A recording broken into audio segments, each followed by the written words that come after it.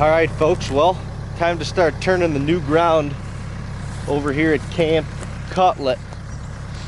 We sprayed this yesterday, sprayed it. That's the second time we've sprayed it already. So I'm gonna come in here, turn it. There's a lot of clover in here, actually. That's good fertilizer.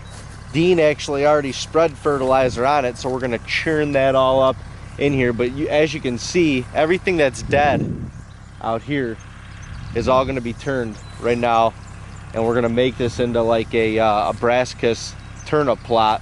Get this tilled. We got 5 other fields to till today, so it's gonna be a long day. Got to get on it. To you kids at home, wear your safety gear, wear your ear protection and your eye protection at all times when you're doing work like this. When you're hanging tree stands, obviously you may not need ear protection, but if you're on a tractor, man, God gave you some ears to hear with, He gave you some eyes to see with. Protect that. Protect it. It's not cool to be a hard ass. It's cool to have eyes and ears that you can see and hear with.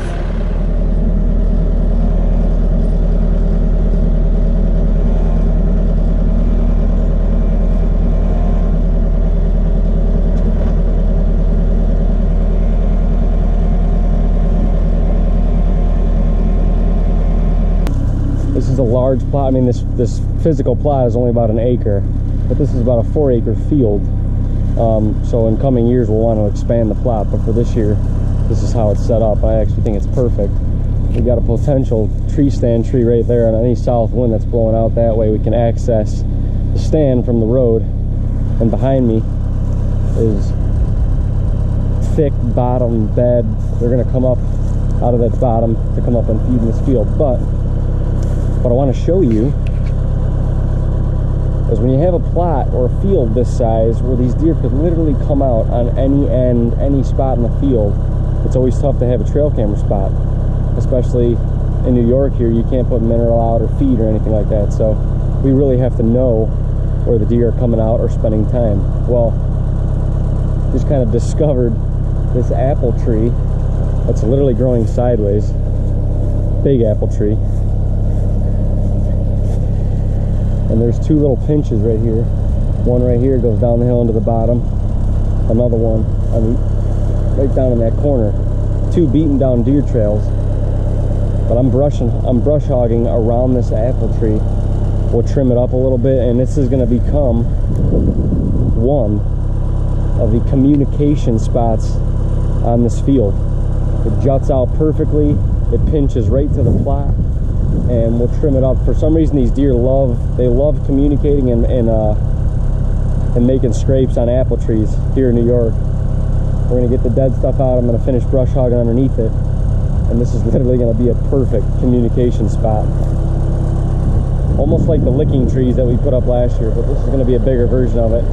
It's going to be a perfect trail camera spot in about a month and a half. All right, folks, well, I just got done tilling this little honey hole plot. This is the plot that we cleared for my dad a couple weeks ago, maybe. Cleared it out. This was all tall brush.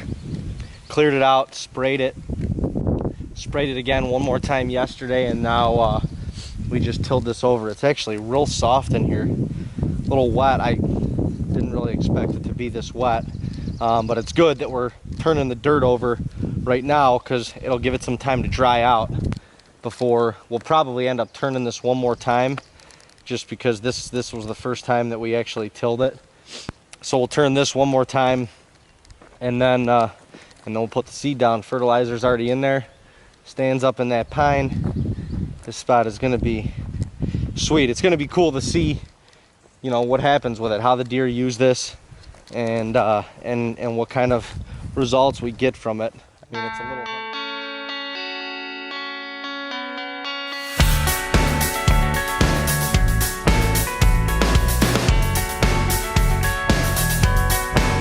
Third plot, 2-day. I don't know if you can see a redneck all the way on the other side. And every year it gets a little bit bigger and it gets a little bit better. The turnips and stuff haven't grown exceptionally well in here in the past, so we're excited about planting a Tecumani blend in here. Got this tilled.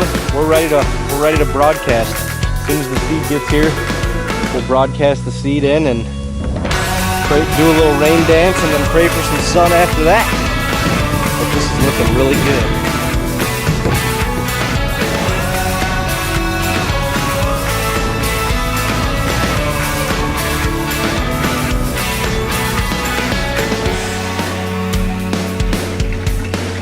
Now we're going to spray it with a little liquid nitrogen and hopefully skyrocket them beans for the last half of the growing season here in western New York.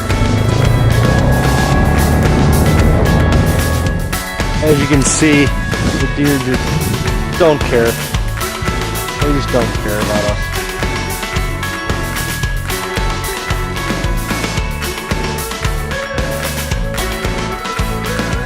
So now this is going to be my door into the plot, so I can get all this sprayed with liquid nitro.